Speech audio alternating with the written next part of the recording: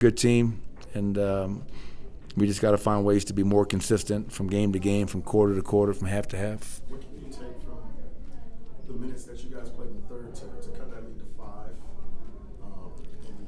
and look at the film and see what you did right, specifically against Minnesota? Well, yeah, that's the thing. You can go back to game 1. What did we do well to give ourselves a chance on the road? What did we do in that third quarter to cut that halftime deficit down to 5 and kind of get back in the game, only to see it quickly go away? But it's always going to start with the defense. I mean, even without watching the film. First quarter, we didn't play any defense. Second quarter, we played really good defense. Early in the third, we played good defense, and then that was it. I mean, and you can't have like one quarter and a stretch in the third be your good defense. It's got to be like it was in OKC in that second game. You got to put halves and quarters together, and you guys all know the numbers. We're the worst defensive team in the league in the first half, and magically something at halftime changes in the second half. I think we're like number 5 or number 6 in defensive rating. So that's been a challenge last year, the year before, this year, of just finding a way to be a lot more consistent with our defensive approach so you can be a lot better throughout the game instead of relying upon epic runs or whatever it may be. And we just didn't have it tonight. Mike was hard on himself last year after that playoff series. The players to a man said, look at how they're guarding him. And he's continued to kind of struggle in this matchup. Are there things that need to be done to try? Is it possible to get him going, or is it just kind of have to be an acceptance that this isn't going to be a good matchup? No, we'll never just accept it and say, hey, sorry, Mike, tonight this is just not your team. I would never say that as a head coach. His teammates would never say that, and Michael would never say that. We're not going to give in to that. Obviously, they put Anthony Edwards on Jamal. They put McDaniels on Michael, and 2 really good defensive players. And they load up. I mean, they did really shrink the floor, load up on us.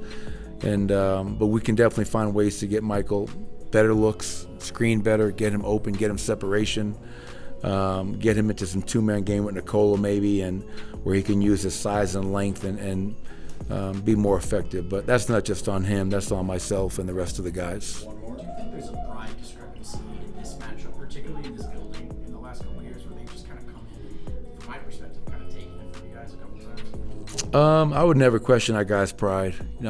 For 10 years now, I've been with this group, and for the last 5 or 6, been with that core group. So I would never say that, this is a pride thing. Is it disappointing that we're down 3-0 to them?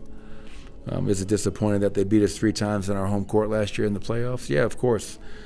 I think maybe 9 minutes to go in the third quarter, we cut it to 5. And then after that, nothing went our way. So I'm not really sure the reasons why, Matt. Probably a little bit of all the above.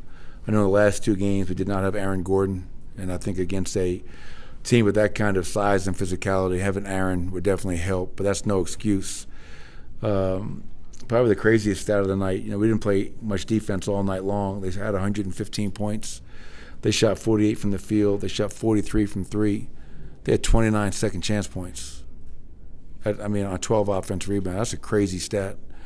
And we only had 11, so that's an 18-point differential. And that can't happen. So, and the three-point line, they outscored us by 30 points from the three-point line. So we did a poor job of defending it, giving them 17, and we really struggled to make shots tonight to give them and their defense credit. Because you haven't had too many games like this, does that make it a little easier? I know no loss is ever fun, but to know that this isn't a trend, but more of an outlier? Yeah, since I think December 8th, we have the 3rd best record in the league. We're going into tonight, we're 14-4 in the last 18. But that doesn't make getting your ass kicked fun. I know you weren't insinuating that. I felt that we were really tired tonight.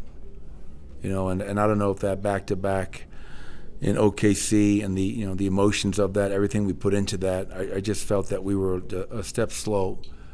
And that's understandable. That's what I was telling myself is that, you look at what I've been asking, especially our main players as of late, that's a lot.